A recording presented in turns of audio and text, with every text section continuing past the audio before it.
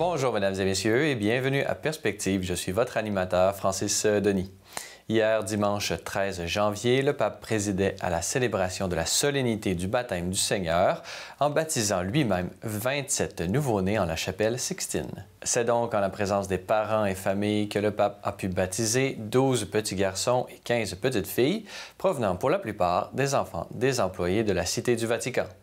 Dans son homélie, le Saint-Père a souligné le devoir de transmission de la foi incombant aux parents en tant qu'un premier éducateur de leurs enfants. Pour ce faire, les parents doivent donner l'exemple d'une relation d'amour et d'une maison paisible. Il est normal que des époux se disputent, le contraire serait étrange. Faites-le, mais qu'ils ne l'entendent pas, qu'ils ne le voient pas, a-t-il affirmé. Écoutons un extrait de cette homélie. Vous demandez la foi à l'Église pour vos enfants. Et aujourd'hui, ils recevront le Saint-Esprit, le don de la foi dans leur cœur, dans leurs âmes. Mais cette foi doit grandir, doit se développer. On pourrait dire on doit l'étudier, oui. Lorsqu'ils iront au catéchisme, ils étudieront la foi, ils apprendront donc les catéchèses. Mais avant d'étudier, la foi doit être transmise.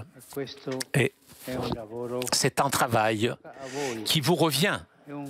C'est une tâche qu'aujourd'hui, vous allez recevoir, transmettre la foi. La transmission de la foi. Et cela, eh bien, ça se fait à la maison. Puisque la foi, toujours, doit être transmise dans le patois. Le patois, le langage de la famille, le langage de la famille, dans le climat de la maison. Et c'est votre tâche, donc, votre devoir, transmettre la foi par l'exemple. Le pape François s'est ensuite rendu à la fenêtre du palais apostolique pour la récitation de la prière de l'Angélus. Dans son allocution, le Saint-Père est revenu sur la fête du baptême du Seigneur, solennité qui marque la fin du temps liturgique de Noël, en manifestant l'importance d'être cohérent avec les promesses faites au baptême. Cet amour du Père que nous avons tous reçu le jour de notre baptême, a affirmé le pape, est une flamme qui a été allumée dans nos cœurs et qui demande d'être alimentée à travers la prière et la charité. Écoutez. Car en allant se faire baptiser par Jean parmi le peuple pénitent de son peuple, Jésus manifeste la logique et le sens de sa mission.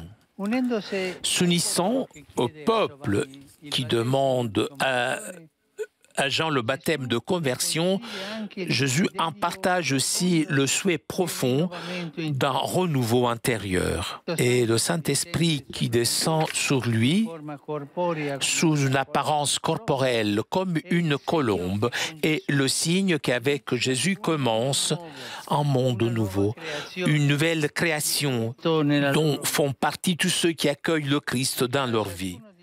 En terminant, notez que l'édition d'hiver de la revue Le Verbe est désormais disponible.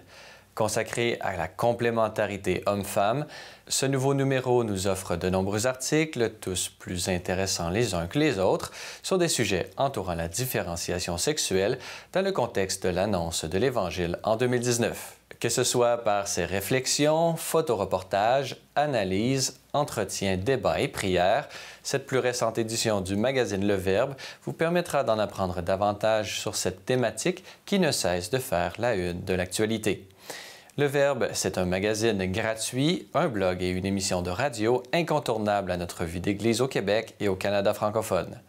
Pour recevoir gratuitement cette édition du magazine Le Verbe, abonnez-vous dès maintenant en consultant le site Internet au www.le-verbe.com ou par téléphone au 418-908-3438. Voilà, c'est tout pour aujourd'hui. Merci d'avoir été des nôtres. Revenez-nous demain pour une autre édition de Perspective.